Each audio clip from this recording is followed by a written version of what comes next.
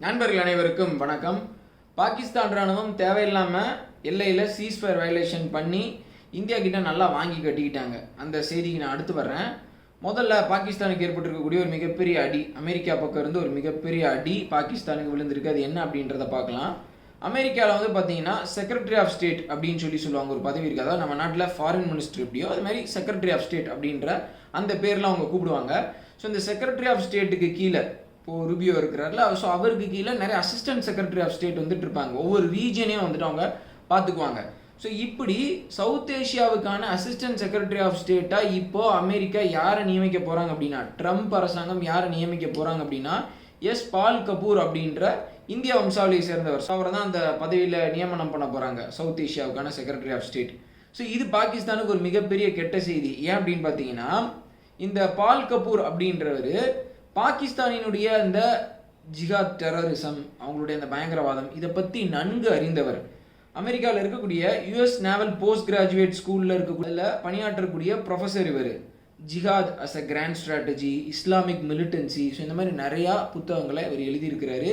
India Pakistan சம்பந்தமான நிறையா புத்தகங்களில் இவர் கோ-ஆத்தராக இருந்திருக்கிறாரு. ஸோ இவர் கண்டிப்பாக பாகிஸ்தானுக்கு எதிராக ஒரு கடுமையான நிலைப்பாட்டை எடுப்பார் அப்படின்னு எல்லாருமே பிலீவ் பண்ணுறாங்க.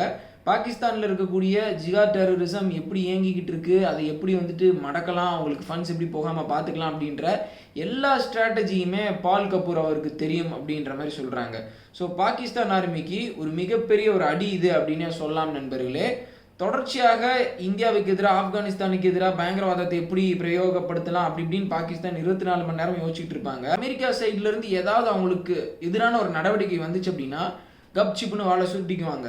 இதற்கு முன்னாடி சவுத் ஏஷியாவினுடைய அசிஸ்டன்ட் செக்ரட்டரி ஆஃப் ஸ்டேட்டாக இருந்த டொனால்ட் லூ அவர் வந்து பார்த்தீங்கன்னா பாகிஸ்தானில் ஒரு ஆட்சி மாற்றத்தையே பண்ணிட்டாரு. இம்ரான்கான் நாங்கள் சொன்னபடி கேட்கல, அதனால் அவர் ஆட்சியில் இருக்கக்கூடாது அப்படின்னு சொல்லிட்டு ஏகப்பட்ட வேலைகளை பண்ணி கடைசியில் பாகிஸ்தான் ராணுவம் இம்ரான்கானை ஆட்சியிலேருந்தே தூக்கிட்டாங்க. ஸோ அதனால் பாகிஸ்தானை பொறுத்த வரைக்கும் பார்த்தீங்கன்னா அமெரிக்காவினுடைய assistant secretary of state for South Asia யார் வர்றா அப்படின்றத ரொம்ப ஆவலாக பார்ப்பாங்க. ஸோ இந்த முறை பாகிஸ்தானுக்கு இதில் ஒரு பெரிய டிசப்பாயின்மெண்ட் அப்படின்னே வந்து சொல்லலாம் நண்பர்களே. சரி, இப்போ அடுத்த முக்கியமான செய்திக்கு நான் வர்றேன். என்ன அப்படின்னு பார்த்தீங்கன்னா, பூஞ்சில் இருக்கக்கூடிய கிருஷ்ணா காட்டி செக்டாரில் நேற்று பாகிஸ்தான் ஆர்மி ஒரு சீஸ்ஃபயர் வயலேஷன் பண்ணியிருக்கிறாங்க. இந்தியாவுக்கும் பாகிஸ்தானுக்கும் இடையில் 2021 பிப்ரவரி மாதம் ஒரு சீஸ்ஃபயர் அக்ரிமெண்ட் போடப்படுது. எல்ஓசியில் ஒரு சீஸ்ஃபயர் அக்ரிமெண்ட் போடுறாங்க. ஸோ அதுக்கப்புறம் பெரிய சீஸ்ஃபயர் வயலேஷன்ஸ் எதுவுமே கிடையாது. ஆங்காங்கே ஒரு சில விரல் விட்டு எண்ணக்கூடிய அளவுக்கு ரொம்ப கம்மியான சீஸ்ஃபயர் வயலேஷன்ஸ் தான் வந்துட்டு நடந்திருக்கு. அதுக்கு முன்னாடி ரொம்ப அதிகமாக வந்துட்டு இருக்கும். ஸோ இப்போ நிலைமை டோட்டலாக மாறிடுச்சு. ஸோ அப்படி இருக்கக்கூடிய சூழ்நிலையில் நேற்று பாகிஸ்தான் ஆர்மி வந்து இப்படி ஒரு அன்ப்ரோவோக்டு ஃபயரிங்கை நம்மளுடைய நிலைகள் மீது அவங்க பண்ணியிருக்கிறாங்க. இதற்கு நம்மளுடைய இந்தியன் ஆர்மி வந்து பார்த்திங்கன்னா மிகவும் கடினமான ஒரு பதிலடி வந்து போட்டிருக்கிறாங்க. அதில் பாகிஸ்தான் ராணுவத்திற்கு உயிரிழப்பு ஏற்பட்டிருப்பதாகவும் செய்திகள் வந்து வந்திருக்கு. செக்யூரிட்டி அஃபீஷியல்ஸ் வந்துட்டு மீடியாவுக்கு சொல்லியிருக்கிறாங்க நண்பர்களே. ஸோ இந்த பாகிஸ்தான்காரங்க வந்து பார்த்திங்கன்னா தொடர்ச்சியாக கிராஸ் பார்டர் டெரரிசத்தை வந்துட்டு அவங்க செஞ்சு வந்துட்டு இருக்காங்க. பயங்கரவாதத்தை இந்தியாவுக்கு ஏற்றுமதி பண்ணி வந்துட்டு இருக்காங்க. இதில் ஒரு சில நேரங்களில் பயங்கரவாதிகள் உள்ள ஈஸியாக ஊடுருவணும் அப்படின்ற காரணத்துக்காக நம்மளுடைய ட்ரூப்ஸை டைவர்ட் பண்ணுறதுக்கு அவங்க கிராஸ் பார்டர் ஃபயர் வந்துட்டு பண்ணுறாங்க. ஸோ அப்போ பயங்கரவாதி நம்ம ஃபோக்கஸ் பண்ணாமல் வேறு எந்த சைடு இருந்து ஃபயர் வருது அப்படின்ற அதை வந்துட்டு நம்ம ஃபோக்கஸ் பண்ணுவோம். இந்த போன திங்கக்கிழமை வந்து பார்த்தீங்கன்னா இப்படி தான் ஒரு புல்லட் இன்ஜுரி ஆயிருக்கு நம்மளுடைய சோல்ஜருக்கு. ஒரே ஒரு புல்லட் மட்டும் கிராஸ் பார்டர் ஃபயரில் வந்து வந்திருக்கு. அதுக்கு முன்னாடி பிப்ரவரி 8ஆம் தேதி வந்து பார்த்தீங்கன்னா எல்ஓசியை ஒட்டி பேட்ரோல் போயிட்டு இருந்தால் நம்மளுடைய இந்தியன் ஆர்மி சோல்ஜர்ஸ் மேலே எல்ஓசிக்கு அந்த பக்கம் பாகிஸ்தான் சைடில் இருந்து டெரரிஸ்ட் வந்துட்டு ஒரு கிராஸ் பார்டர் ஃபயர் வந்து பண்ணியிருக்கிறாங்க. ஸோ இப்போ பாகிஸ்தான் என்ன நினச்சிருக்கலாம், பயங்கரவாதிகள் தான் துப்பாக்கியால் சுடுறாங்கன்னு சொல்லிட்டு இந்திய ராணுவம் நம்மளுக்கு பதிலடி கொடுக்காம இருப்பாங்க அப்படின்ற மாதிரி நினச்சிட்டு பாகிஸ்தான் ராணுவம் ஒரு வேலையை செஞ்சுருக்கலாம். ஆனால் நம்ம யார் இதுக்கு காரணம் அப்படின்றத நல்லா கண்டறிஞ்சு பாகிஸ்தான் ராணுவத்தை வச்சு செஞ்சுட்டோம்.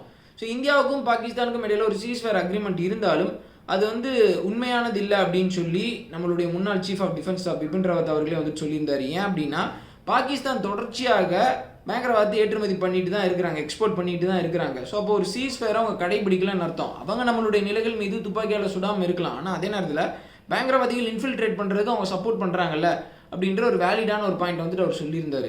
ஸோ அதனால் பாகிஸ்தான் ஆக்குபைட் காஷ்மீரில் இருக்கக்கூடிய பயங்கரவாத நிலைகள் மீது தொடர்ச்சியாக குண்டுகள் போட்டு பாகிஸ்தானை ஒரு கட்டுப்பாட்டுக்கு கீழே வச்சுருந்தால் மட்டும்தான் இதுக்கு ஒரு முடிவு வரும். நம்ம அந்த பவரை இன்னமும் பெருசாக யூஸ் பண்ணல. பாகிஸ்தான் பதிலுக்கு ஒரு தாக்குதல் நிகழ்த்துவாங்க, பதிலுக்கு ஏதாவது பண்ணுவாங்க அப்படின்னு சொல்லிட்டு நம்ம ஒரு ரெஸ்ட்ரெயின்ட்டை கடைபிடிச்சி வந்துட்டு இருக்கிறோம். ஒரு சின்ன ஒரு கான்ஃப்ளிக்டாக எஸ்கலேட் ஆகி அதில் பாகிஸ்தானுக்கு ஒரு பெரிய அடி விழுந்தாதான் ஒரு 6-7 நாள் ஒரு சின்ன ஒரு யுத்தம் மாதிரி ஒரு சுச்சுவேஷன் போகும். அதில் பாகிஸ்தானுக்கு ஒரு பெரிய அடி விழுந்தால் மட்டும்தான் இவன் கொஞ்சமாவது வந்துட்டு பயப்படுவான். ஏற்கனவே பாலகோட் ஸ்ட்ரைக்கு, சர்ஜிக்கல் ஸ்ட்ரைக் இதெல்லாம் பண்ணதுக்கப்புறம் தான் அவனுடைய அந்த போக்கே மாறி இருக்குது. அதெல்லாம் நம்ம செய்யாமல் இருந்திருந்தோம்னா இந்நேரம் நம்ம தலையில் ஏறி குதிச்சு உட்காந்து மிளகா அரைச்சிருப்பானுங்க. அதுக்கு முன்னாடி நிலைமை ரொம்ப மோசமாக இருந்தது. ஸோ நம்மளுடைய பவரை, அந்த அக்ரெசிவ் பவரை நம்ம இன்க்ரீஸ் பண்ணது ஒரு பெரிய மாற்றத்தை கொடுத்துருக்குது அப்படின்னே சொல்லலாம் நண்பர்களே. நம்ம இந்திய ராணுவம் பெரிய பதிலடி கொடுப்பதற்கு அரசாங்கம் ஒப்புதல் அளிக்கணும் அப்படின்றதான் என்னுடைய கருத்து. உங்களுடைய கருத்தை வந்து சொல்லுங்கள். இதெல்லாம் நான் ஏன் சொல்கிறேன் அப்படின்னா, பாகிஸ்தான் வந்து என்றைக்கினாலும் திருந்த போவது கிடையாது. அவங்க பாஷையில் பதிலடி கொடுத்தா மட்டும்தான் அவங்களுக்கு புரியும். இந்த பிப்ரவரி மாதத்தோட தொடக்கத்துலேருந்து பாகிஸ்தான் பெரிய அளவுக்கு பயங்கரவாதிகளை இந்தியாவுக்கு அனுப்புவதற்கு முயற்சி பண்ணி வந்துட்டு இருக்கிறதா தெரியுது. பிப்ரவரி 4ஆம் தேதி வந்து பார்த்திங்கன்னா இதே கிருஷ்ணா காட்டி செக்டாரில் 5 பயங்கரவாதிகள் உள்ளே நுழைவதற்கு முயற்சி பண்ணி கண்ணி வெடி வெடித்து ஒரு லேண்ட்மைன் எக்ஸ்ப்ளோஷனில் உயிரிழந்துட்டாங்க எல்ஓசி பக்கம். ஸோ இப்படி பாகிஸ்தான் தொடர் முயற்சிகளை செஞ்சு வந்துட்டு இருக்கிறாங்க நண்பர்களே. சரி, அடுத்து முக்கியமான செய்தி, வங்கதேசம் சம்மந்தமான ஒரு செய்தி. வங்கதேசத்தில் நம்மளுக்கு இப்போ ஒரு பெரிய அட்வான்டேஜ், நம்மளுக்கு ரொம்ப ஒரு ஃபேவரபுளான ஒரு சுச்சுவேஷன் ஏற்பட்டிருக்கு அப்படின்னே சொல்லலாம். இப்போ இருக்கக்கூடிய யூனிஸ் அரசாங்கத்துக்கு எதிராக பங்களாதேஷ் நேஷனலிஸ்ட் பார்ட்டி தொடர்ச்சியாக கருத்துக்களை முன் வச்சு வந்துட்டு இருக்கிறாங்க. அது நம்மளுக்கு ரொம்ப நல்ல விஷயம் அப்படின்னே சொல்லலாம் நண்பர்களே. ஏன் அப்படின்னு பார்த்தீங்கன்னா, அந்த பங்களாதேஷ் நேஷனலிஸ்ட் பார்ட்டி தான் அடுத்து தேர்தல் வந்தால் ஜெயிப்பதற்கு வாய்ப்பு இருக்கக்கூடிய ஒரு முக்கியமான கட்சி. அவங்க தொடர்ச்சியாக ஷேக் ஹசீனாவுக்கு சப்போர்ட் பண்ணி வந்துட்டு இருக்காங்க. இப்போ நேற்று அவங்க என்ன பண்ணியிருக்காங்க அப்படின்னு பார்த்தீங்கன்னா, ஷேக் ஹசீனாவினுடைய அந்த இல்லத்தின் மீது மிகப்பெரிய தாக்குதல் வந்து யூனிஸினுடைய ஆட்கள் வந்துட்டு பண்ணாங்கல்ல, அதுக்கு நேரடியாக யூனிஸ் அவர்களை சந்தித்து கண்டனம் தெரிவிச்சிருக்கிறாங்க. இதெல்லாம் ஏற்றுக்கவே முடியாது, எப்படி நீங்கள் எவ்வளோ பெரிய ஒரு வயலன்ஸ் வந்து நீங்கள் அலோவ் பண்ணுறீங்க, மாப் கல்ச்சர் அலோவ் பண்ணுறீங்க அப்படின்னு சொல்லி அந்த கட்சியினுடைய செக்ரட்டரி ஜெனரல் அலம்கீர் வந்து யூனிஸை சந்தித்து கருத்துக்களை வந்து சொல்லியிருக்கிறாரு. ஸோ இப்போ வரும் நாட்களில் நம்மளுடைய ஃபுல் சப்போர்ட் பங்களாதேஷ் நேஷனலிஸ்ட் பார்ட்டிக்கு கூட வந்துட்டு போகலாம். அவங்க ஆட்சிக்கு வந்ததுக்கப்புறம் நம்மக்கிட்ட ரொம்ப ஒரு பாசிஃபைடாக நல்ல உறவை மெயின்டைன் பண்ணுவதற்கான ஒரு சுச்சுவேஷன் கூட வந்துட்டு இருக்கு. இப்போதைக்கு வங்கதேசத்தில் மக்கள் ஆதரவு இருக்கக்கூடிய எந்த கட்சியுமே ரொம்ப யூனிஸுக்கோ இல்லை பாகிஸ்தானுடைய கைக்கூலிகளுக்கோ சப்போர்ட் பண்ணலை. நம்மளுக்கு ஃபேவரபுளான சுச்சுவேஷன் அங்கே சிறப்பாக வந்துக்கிட்டு இருக்கு அப்படின்னு தான் நான் சொல்வேன் நண்பர்களே. ஹசீனா மட்டும் நம்மளுடைய ஒரு பார்ட்னர் கிடையாது. அங்கே இருக்கக்கூடிய எதிர்க்கட்சி தலைவரும் கூட இந்தியாவுக்கு இணக்கமாக செயல்படுவாங்க அப்படின்னு நம்புகிற அந்த ஒரு டைம் வந்துருச்சு அப்படின்னு நான் சொல்ல வரேன். சரி, இப்போ அப்படியே உக்ரைன் ரஷ்யா போர் சம்மந்தமான முக்கியமான விஷயத்துக்கு வர்றேன். ஜெலன்ஸ்கி வந்து யாருக்காக இது யாருக்காக அப்படின்னு சொல்லிட்டு தாடி வச்சுட்டு பாட்டு பாட வேண்டியது தான், அப்படிப்பட்ட ஒரு நிலைமை தான் வந்திருக்கு. ட்ரம்ப்பும் புட்டின் அவர்களும் உக்ரைன் ரஷ்யா போர் எப்படி முடிவடையணும் அப்படின்றத டிஸ்கஸ் பண்ண ஆரம்பிச்சிட்டாங்க. பெரிய அளவுக்கு புட்டின் சொல்கிறத ட்ரம்ப் கேட்க ஆரம்பிச்சிட்டாரு. அதான் நடக்கக்கூடிய விஷயங்கள்லாம் பார்க்குறப்ப அப்படி தான் தெரியுது. ஸோ நேற்று வந்து பார்த்தீங்கன்னா டொனால்ட் ட்ரம்ப்பும் விளாடிமிர் புட்டின் அவர்களும் கிட்டத்தட்ட 1 மணி நேரத்துக்கு மேலே வந்துட்டு பேசியிருக்கிறாங்க. ஒரு பெரிய ஃபோன் கால் வந்து நடந்திருக்கு. ஸோ அதில் ட்ரம்ப் வந்து பார்த்தீங்கன்னா புட்டின் அவர்களினுடைய பெருவாரியான கோரிக்கைகளை ஏற்றுக்கிட்ட மாதிரி வந்து தெரியுது. இப்போ பென்டகன் வந்து யூரோப்பியன் கண்ட்ரீஸ்க்கு என்ன சொல்லியிருக்கிறாங்க அப்படின்னா, நேட்டோவுக்கு என்ன சொல்லியிருக்கிறாங்க அப்படின்னா, உக்ரைனுடைய முந்தைய பார்டர் வருவது வாய்ப்பில்லை. அதாவது அவங்க வந்து ஒரு 2014 முன்னாடி எப்படி இருந்ததோ அப்படி ஒரு பார்டர் வந்துட்டு வரணும் அப்படின்னு சொல்லி உக்ரைன் ஒரு டிமாண்ட் வைக்கிறாங்க. அது வாய்ப்பில்லை. உக்ரைன் வந்து நேட்டோவில் இணைவதும் வந்து வாய்ப்பே கிடையாது, இப்போதைக்கு அது பாசிபிளே வந்துட்டு இல்லை அப்படின்னு சொல்லி இந்த மீட்டிங் முடிஞ்சதுக்கப்புறம் ட்ரம்ப் வந்து புட்டின் அவர்கள்ட்ட பேசினதுக்கப்புறம் பென்டகன் இப்படி சொல்லியிருக்கிறாங்க. இன்னொரு பக்கம் ட்ரம்ப் வந்துட்டு என்ன சொல்கிறார் அப்படின்னா, புட்டின் அவர்கள் வந்து போரை முடிக்கணும்னு ரொம்ப ஆர்வமாக வந்துட்டு இருக்கிறாரு, அவருடைய அந்த நோக்கம் நல்ல நோக்கமாக வந்துட்டு இருக்கு அப்படின்னு சொல்லி பெரிய அளவுக்கு புட்டின் அவர்களை பாராட்டி பேசியிருக்கிறார். அதே மாதிரி புட்டினும் ட்ரம்ப்பை பாராட்டி பேசியிருக்கிறாரு. இரு நாட்டு தலைவர்களும் கூடிய விரைவில் சவுதி அரேபியாவில் நேரில் சந்தித்து பேசுவது அப்படின்னு சொல்லிட்டு முடிவு பண்ணியிருக்கிறாங்க. ஸோ இப்போ அந்த பேச்சுவார்த்தை அடுத்த கட்டத்துக்கு போகுதுனாலே அது வந்து ரஷ்யாவுக்கு ரொம்ப ஒரு சாதகமான ஒரு விஷயம் அப்படின்னே சொல்லலாம். ஏன் அப்படின்னா, ரஷ்யா ஏற்கனவே ஜூலை மாதம் ஒரு டிக்ளரேஷன் சொல்கிறாங்க. என்னன்னா, உக்ரைன் வந்து நேட்டோவில் இணையக்கூடாது, நாங்கள் உக்ரைனுடைய இடத்த கைப்பற்றணும்ல, எங்களுடைய கைவசம் இருக்குல்ல, அந்த நிலத்தையும் நாங்கள் திருப்பி தரமாட்டோம். இன்னும் சொல்ல போனால் உக்ரைன் கைவசம் இருக்கக்கூடிய ஒரு சில பகுதிகள் எங்களுக்கு வந்தாகணும், அங்கே இருக்கக்கூடியவங்க ரஷ்யாவில் இணையணும்னு விரும்புகிறாங்க அப்படின்னு சொல்லி ஒரு டிமாண்டை வச்சுருந்தாங்க. ஸோ இந்த டிமாண்டுக்கு கீழே நாங்கள் இறங்கி வர மாட்டோம் அப்படின்னு சொல்லியிருந்தாங்க. ரஷ்யாவினுடைய ஃபாரின் மினிஸ்டர் லாவ்ரோவ் அவர்களும் ட்ரம்ப் அவர்கள் எலெக்ஷனில் ஜெயிச்ச அந்த சமயத்துலேயும் வந்து பார்த்திங்கன்னா இதே கருத்தை சொல்லியிருந்தார். ஸோ அதனால் ரஷ்யாவுக்கு ரொம்ப ஃபேவரபுளான ஒரு சுச்சுவேஷன் இப்போது இருக்குது அப்படின்னே சொல்லலாம். இன்னொரு பக்கம் அமெரிக்காவினுடைய வைஸ் பிரசிடென்ட் வான்ஸ் வந்து பார்த்திங்கன்னா வெள்ளிக்கிழமை ஜெலன்ஸ்கியை சந்தித்து முக்கியமான விஷயங்களை பேச போகிறாரு.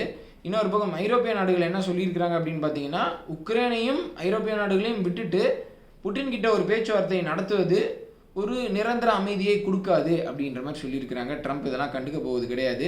ஸோ எனக்கு தெரிஞ்சு கூடிய சீக்கிரம் உக்ரைன் ரஷ்யா போர் அப்படின்றது முடிவுக்கு வரும். ஏன்னா அமெரிக்காவினுடைய அந்த டிசிஷனை மீறி உக்ரைன் பெருசாக செயல்பட மாட்டாங்க. அப்படி செயல்பட்டாங்க அப்படின்னா அது உக்ரைனுக்கு ரொம்ப ஒரு பெரிய பின்னடைவை ஏற்படுத்தும்.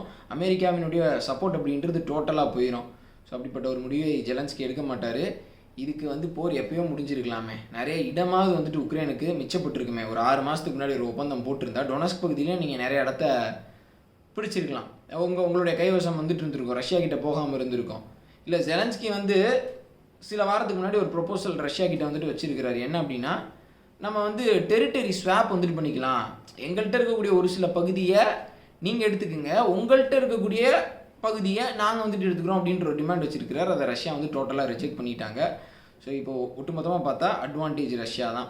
ஸோ இதோட இந்த வீடியோ நான் முடிச்சுக்கிறேன் நண்பர்களே. முக்கியமான விஷயம் நம்ம என்ன பார்த்தோம் அப்படின்னா, பாகிஸ்தான் சம்மந்தப்பட்ட செய்தி. எல்லையில் தொடர்ச்சியாக பயங்கரவாதிகளை அவங்க ஊடுருவ முயற்சி பண்ணி இருக்கிறாங்க. இன்னொரு பக்கம் உக்ரைன் ரஷ்யா போர் ஒரு முடிவை நோக்கி போய்கிட்டு இருக்கு அப்படின்னே சொல்லலாம்.